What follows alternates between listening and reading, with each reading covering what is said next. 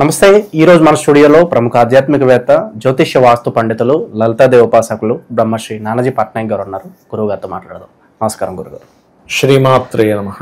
గురుగారు, నక్షత్రాల సిరీస్ మనం స్టార్ట్ చేయడం జరిగింది. సో ఇవాళ దీనిలో భాగంగా మనము రేవతి నక్షత్రం గురించి మాట్లాడుకుందాం. ఓవరాల్గా వీళ్ళ సహజ సిద్ధ లక్షణాలు కావచ్చు, వీళ్ళు పుట్టిన దగ్గర నుంచి మరణించే వరకు వీళ్ళ లైఫ్ ఎలా ఉండబోతుంది, ఎలాంటి పరిస్థితులు ఎదురవుతాయి, కుటుంబ వ్యవస్థ కావచ్చు, వివాహ వ్యవస్థ కావచ్చు, ఓవరాల్గా ఎలా ఉండబోతుంది వీళ్ళకి? తప్పకుండా అండి. రేవతి నక్షత్రం యొక్క లక్షణాలు ఏమిటి అంటే, వీళ్ళు మంచి అపారమైనటువంటి తెలివితేటలు ఉంటాయి. ఇది గురువు యొక్క రాశిలో ఉంటుంది కాబట్టి జ్ఞానము, తెలివితేటలు, ఒక మెచ్యూరిటీ లెవెల్స్ చాలా బాగుంటాయి వీళ్ళకి. అంటే విశాలమైనటువంటి హృదయం. వీళ్ళు ఏదైనా సరే కొంచెం బ్రాడ్ మైండెడ్గా ఆలోచించడం, తెలివిగా ఆలోచించడం వీళ్ళ యొక్క మొదటి లక్షణం వీళ్ళవి. అయితే వీళ్ళకి నక్షత్రాధిపతి బుధుడు అయ్యాడు ఇక్కడ.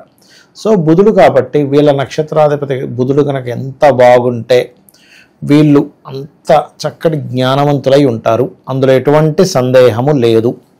అలాగే ఇక్కడ కుష అనేటువంటిది అధిదేవత అవుతారు. బుధుడు నక్షత్రాధిదేవత అయితే పుష అనేటువంటిది అవుతుంది. అయితే ఈ యొక్క నక్షత్రాన్ని దేనికి ఎక్కువగా వాడతారు అంటే, ఒక ప్రొటెక్షన్ చేయాలి. ఆ సమయంలో ఈ యొక్క నక్షత్రాన్ని వాడుతారు. ఒక గోవుని ఇంటికి తెచ్చుకోవాలి. గొడ్డొచ్చిన వేళ బెడ్డొచ్చిన వేళ అంటారు చూసారా, అలాంటివి ఏవైనా ఇంటికి తెచ్చుకోవడానికి రేవతి నక్షత్రాన్ని వాడతారు సర్వసాధారణంగా. అలాగే ట్రావెలింగ్స్కి, ప్రయాణాలకి ఈ యొక్క నక్షత్రం మంచిది అని చెప్పడం జరిగింది. దేవతా ప్రతిష్టలకి, లేనట్లయితే సర్వసాధారణంగా ఏదైనా దైవ కార్యాలు చేసుకోవడానికి, ఇట్లాంటి వాటికి ఈ యొక్క నక్షత్రాన్ని అద్భుతంగా వాడతారు. అందులో ఎటువంటి సందేహం లేదు. అయితే ఈ యొక్క నక్షత్రం ఎప్పుడైతే గురువు యొక్క రాశుల్లో ఉంటుందో వీళ్ళ యొక్క ఆలోచన విధానం ఏదైతే ఎలా ఉంటుందంటే క్యాలిక్యులేటివ్గా ఉంటుంది. చాలా చక్కటి క్యాలిక్యులేషన్, అందులో కూడా ధర్మబద్ధమైనటువంటి క్యాలిక్యులేషన్. అంతేగాని వాడు ఏదో మనల్ని చూడట్లేదు కాబట్టి వాడిని ఏదో ముంచేద్దాం అనేటువంటి ఆలోచన ఉండదు. ఎవడో ఒకడు ఉంటాడు, రేవతిలో కూడా ఉండరని నేను చెప్పట్లేదు. 1% కేసెస్. బుధుడు బాగా పాడైపోయాడు, గురుచండాల యోగం వచ్చేసింది, అప్పుడు అవతల వాడిని ఎప్పుడు ముంచుదామని చూస్తారు. కానీ 99% ఆఫ్ పీపుల్ ఎలా ఉంటారంటే, వీళ్ళు ధర్మబద్ధంగా మనం వ్యాపారం చేద్దాం, ధర్మబద్ధంగా మాట్లాడదాం, నిజమే మాట్లాడాలి, అబద్ధం మాట్లాడదు, మనకెందుకు వచ్చిందే, నాకేం అవసరం, నేను దైవాన్ని నమ్ముకుంటున్నా, భగవంతుని నన్ను చూసుకుంటాడులే అనేటువంటి లక్షణాలు పూర్తిగా ఉన్నటువంటి నక్షత్రం ఈజ్ రేవతి నక్షత్రము. వీళ్ళు ఎప్పుడైతే బుధుడు గురువు నక్షత్రానికి సంబంధాలు వచ్చాయి అంటే ఏంటి, బుధుడు యొక్క నక్షత్రంలో వీళ్ళు పుట్టారు, అది వెళ్ళి గురువు యొక్క నక్షత్రంలో ఉంది. అలాంటప్పుడు ఏంటంటే వీళ్ళకి మనం అబద్ధం ఆడమన్నా కానీ ఎందుకు ఆడాలి, అవసరం లేదు, ఏమైపోయింది ఇప్పుడు చెప్దాం, అయితే ఏంది లేకపోతే లేదు, అలా ఉంటుంది వీళ్ళ యొక్క లక్షణం. ఎందుకంటే ధనాధిపతి, కుటుంబ సంబంధించినటువంటి కారకుడు ఎవరైతే ఉన్నారో కుజుడు అవుతాడు. కుజుడు ఎక్కడైనా ఉంటే అగ్నికి తుప్పు పడుతుందా, ఎక్కడైనా పట్టదు కదా. ఎవరో ఒకరు, ఇప్పుడు 1000 మందిలో 1,00,000 మందిలో తీసుకుంటే ఒక్కరు మాత్రం వాడు బుధుడు పాడైపోయాడు, కుజుడు పాడైపోయాడు, నీచభంగ రాజ్యోగాలు లేవు, అంత నీచయోగాలు ఎక్కువ ఏర్పడ్డాయి, అప్పుడు మాత్రం వాళ్ళు భయంకరమైన అబద్ధాలు ఆడతారు. ఒక 1% పీపుల్ మాత్రమే. 99% ఆఫ్ పీపుల్ బుద్ధి కుశలత ఉంటుంది, నెగటివ్ థింకింగ్ ఎక్కువ రానివ్వరు. మ్యాక్సిమం వీలైనంత మటుకు పాజిటివ్ థింకింగ్గా ఉంటుంటారు. వీళ్ళకి ఎక్కువగా కూడా అవతల వాళ్ళకి గైడ్ చేయాలనేటువంటి బుద్ధి ఎప్పుడూ ఉంటుంది వీరికి. అంటే ఏమిటి, ఎవరైనా ఇబ్బందిలో ఉన్నారు, ఒక ఆఫీస్లో జాబ్ చేస్తున్నారు, ఎవరైనా ఇబ్బందిలో ఉన్నారనగానే వెంటనే వాళ్ళు వెళ్ళి, ఏంటి ఎందుకు ప్రాబ్లం అవుతున్నావు, నీకేం పర్లేదు, మనం ఉన్నాంగా, మనం చూసుకుందాంలే, నువ్వు అంత టెన్షన్ పడాల్సిన అవసరం లేదు. ఎందుకంటే వీళ్ళతో మాట్లాడితే తెలియని ఒక గైడింగ్ వీళ్ళు ఇవ్వగలుగుతారు మన ఈ రేవతి నక్షత్రంలో పుట్టినటువంటి జాతకులు. అలాగే వీళ్ళకి జీవిత అన్వేషణ అనేటువంటిది ఉంటుంది. అసలు నేను ఎందుకు పుట్టాను, వాట్ ఈజ్ మై లైఫ్, నేను పుట్టినటువంటి కారణం ఏమిటి అనేటువంటి ఒక అన్వేషణ ఎక్కువగా ఉంటుంది సర్వసాధారణంగా మీన రాశిలో జన్మించిన వారికి, రేవతి నక్షత్రంలో జన్మించినటువంటి వారికి. వీరికి ఎక్కువగా అంటే ఫినాన్షియల్గా బాగా గ్రోత్ రావాలంటే ట్రైనింగ్ రిలేటెడ్, టీచింగ్ రిలేటెడ్. ఎందుకంటే ఇక్కడ బుధుడు శిష్యుడు, గురు శిష్యుల సంబంధం. అంటే మనం ఎలాగ వాళ్ళకి కమ్యూనికేట్ చేసి చెప్పాలి, ఎలా నచ్చజెప్పాలి, ఏ రకంగా వాళ్ళకి చెప్తే అర్థమవుతుంది సబ్జెక్ట్లో ఇన్డెప్త్గా ఎలా వెళ్ళాలనేటువంటిది ఉంటుంది. అయితే వీరికి రేవతి నక్షత్రం అయినటువంటిది ఏదైతే ఉంటుందో మీన రాశిలో పడింది కాబట్టి వీళ్ళ యొక్క పూర్వజన్మ కర్మ అంతా కూడా వీళ్ళ యొక్క తండ్రితో ముడిపడి ఉంటుంది. అంటే తండ్రి సెంటర్ ఆఫ్ ది ఎవరు అంటే తండ్రి. అంటే తండ్రి వల్లే నాకు ఇన్ని శుభలక్షణాలు వచ్చాయి, రేవతి నక్షత్రం.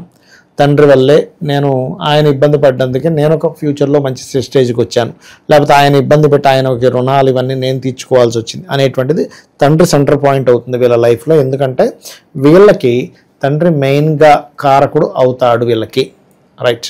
అయితే ఇక్కడ వీళ్ళకి ఫినాన్షియల్గా బాగా గ్రోత్ రావాలి మన రేవతి నక్షత్రం వారికి అని చెప్పి చూసుకున్నట్లయితే వీళ్ళు 2 విషయాలు ఎక్కువగా పాటిస్తుండాలి. ఎందుకంటే మెంటల్లీ స్ట్రాంగ్ అవ్వాలి. ఎందుకంటే సహజంగానే మీరు మెంటల్లీ స్ట్రాంగ్గానే ఉంటారు రేవతి నక్షత్రం వారు.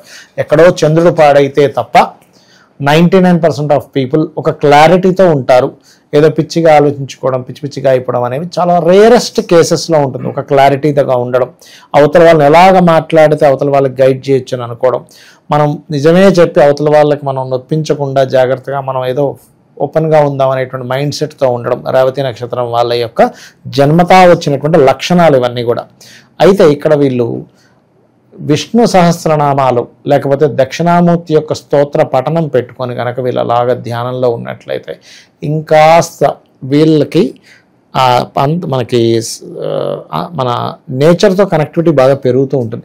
అంటే ఏం జరగబోతుంది, ఏంటి, what is the nature, what is the life, what is అని ఒక క్లారిటీ మరింత పెరుగుతూ ఉంటుంది విష్ణు సహస్రనామాలు కానీ దక్షిణామూర్తి ఆరాధన కానీ చేస్తూ మెడిటేషన్ చేయగలిగితే. ఏదన్నా ప్రమాదాలు జరగబోతున్నా కూడా వెంటనే సంథింగ్ అంటే వీళ్ళకి ఎక్కువగా ఏంటంటేనండి ప్రమాదం కావచ్చు, మంచి కావచ్చు, తొందరగా కనెక్ట్ అవుతుంది. వీళ్ళు గురువుల్ని తొందరగా కనెక్ట్ చేసుకోగలుగుతారు, జ్ఞానవంతుల్ని తొందరగా కనెక్ట్ చేసుకోగలుగుతారు. వీళ్ళని చూడంగానే మనం వీళ్ళలో చాలా మెచ్యూరిటీ ఉంది అనేటువంటి భావన 99% ఆఫ్ పీపుల్కి ఉండి తీరుతుంది. అలాగే వీళ్ళకి ఫినాన్షియల్గా బాగా గ్రోత్ రావాలి అంటే కనుక వీరు లక్ష్మీ నరసింహస్వామి యొక్క ఆరాధన ఎంత చేసుకుంటూ ఉంటే అంత ఫైనాన్షియల్ గ్రోత్ వస్తుంది. పూర్వజన్మ కర్మలు దగ్ధం అవ్వాలంటే మాత్రం సూర్యభగవాను చూస్తూ అర్ఘ్యం గనక వదిలినట్లయితే పూర్వజన్మ కర్మ ఖచ్చితంగా దగ్ధమవుతుంది. తండ్రి తరపు వారికి, తండ్రి సమానులకి వీళ్ళు ఏదో ఒకటి వాళ్ళకి హ్యాపీ ఉంచేలా చూసుకుంటూ ఉండాలి. ఇక వీరికి ముఖ్యంగా ఏంటంటే ఈ యొక్క నక్షత్రము ప్రధానంగా ఆధ్యాత్మికమైనటువంటి వాటిల్లో ఉంది అండ్ ఫైనాన్షియల్ రంగాల్లో ఉంది, టీచింగ్ రంగాల్లోకి సంబంధించిన దాంట్లో ఉంది. కాబట్టి వీళ్ళ యొక్క లైఫ్ ఎందులో బాగా గ్రో అవుతుంది అంటే వీళ్ళ దశమాధిపతి, ధనాధిపతి కనుక ఇంకా స్పెసిఫిక్గా వాళ్ళ పర్సనల్ చార్ట్లో కనుక గురురాశులతోని, బుధరాశులతోని కనెక్ట్ అయితే కనుక వీళ్ళు ఖచ్చితంగా టీచింగ్ ఫీల్డ్స్లో బాగా రాణిస్తారు. శని గురువుల యొక్క కలయిక కనుక ఉన్నట్లయితే. అలా కాకుండా వీళ్ళకి గనక శుక్ర సంబంధం ఎక్కువగా కలిగింది, వీళ్ళ ధనాధిపతి కానీ వీళ్ళ యొక్క బుధుడు కానీ, అప్పుడు వీళ్ళు ఫైనాన్షియల్గా బాగా రాణిస్తారు. అందులో ఎటువంటి సందేహము లేదు. వీళ్ళ యొక్క అంటే రేవతి నక్షత్రం అయింది కాబట్టి వీళ్ళకి మీరు గమనిస్తే కనుక ఎనీ రేవతి నక్షత్ర పీపుల్ వీళ్ళ యొక్క జీవిత భాగస్వామితోని ఒక టీచర్ అండ్ శిష్యుడు అలా బంధం ఉంటుంది రేవతి నక్షత్రం వాళ్ళకి జీవిత భాగస్వామితో. అదేవిధంగా మీరు కనుక ఎనీ రేవతి నక్షత్ర 99% ఆఫ్ పీపుల్ ఏకసంతాగ్రహులు ఉంటారు.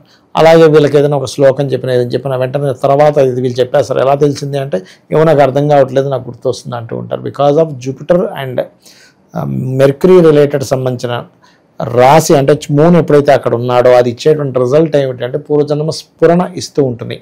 అలాగే మీరు గమనించినట్లయితే మదర్తో ఎక్కువ ఎఫెక్షన్స్ ఉంటాయి. మదర్ బాగా తెలివైన వాళ్ళు ఉంటారు వీళ్ళకి.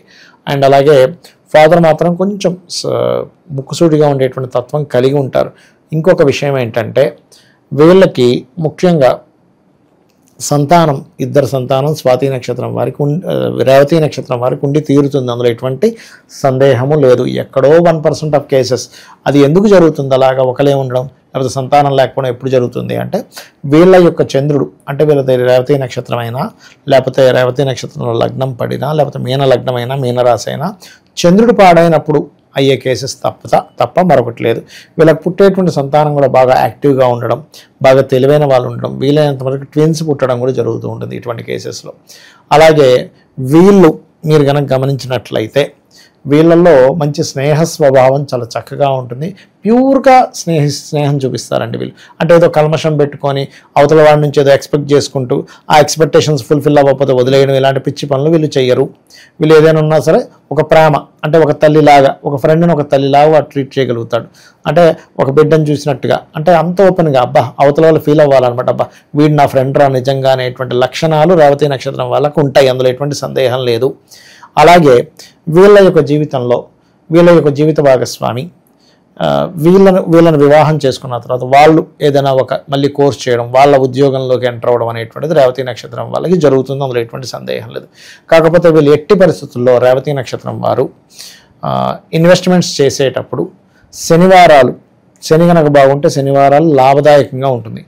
అలా కాకుండా శని కనుక పాడైతే అంటే పాపగ్రహాల్లో ఉందనుకోండి, అప్పుడు వీళ్ళు శనివారం అసలు ఇన్వెస్ట్మెంట్స్ అనేవి చేయకూడదు అనేటువంటి చాలా స్పష్టంగా చూపిస్తుంది.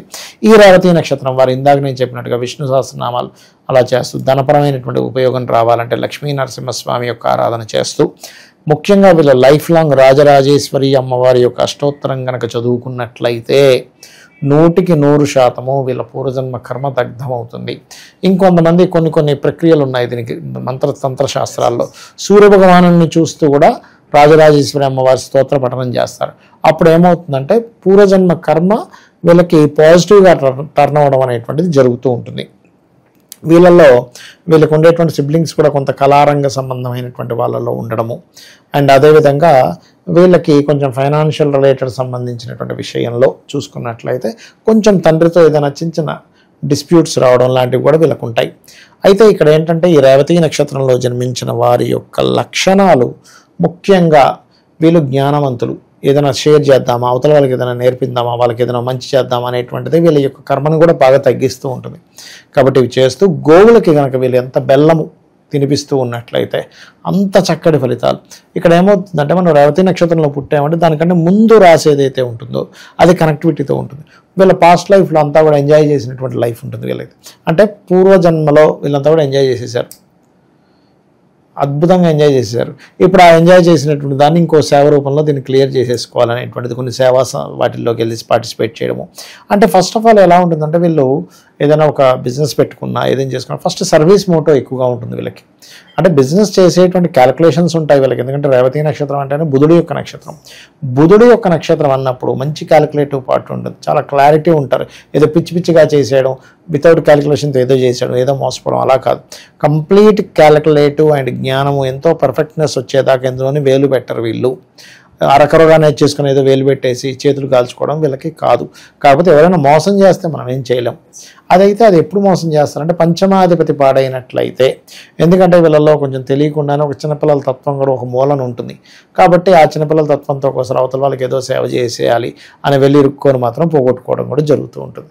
కాబట్టి ఈ యొక్క విషయాల్లో వీళ్ళు జాగ్రత్తగా ఉంటూ రాజరాజేశ్వరి అమ్మవారి యొక్క ఆరాధన కనుక చేసుకున్నట్లయితే అన్ని విధాల వీళ్ళకి బాగుంటుంది.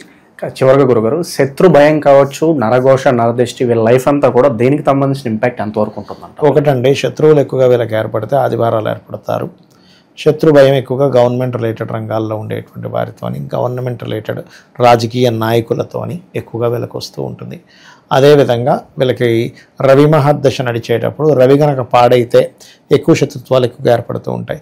అలా కాకుండా రవి మహర్దశ బాగానే ఉందంటే రవి బాగున్నాయి అన్నప్పుడు గవర్నమెంట్ కాంట్రాక్ట్స్ ద్వారా వీళ్ళకి డబ్బులు వస్తుంటాయి, అటువంటివి బాగుంటాయి. అప్పులు ఇవ్వడం తీసుకోవడం అనేటువంటిది కూడా ఆదివారాలు వీళ్ళు కొంచెం అవాయిడ్ చేయాలి.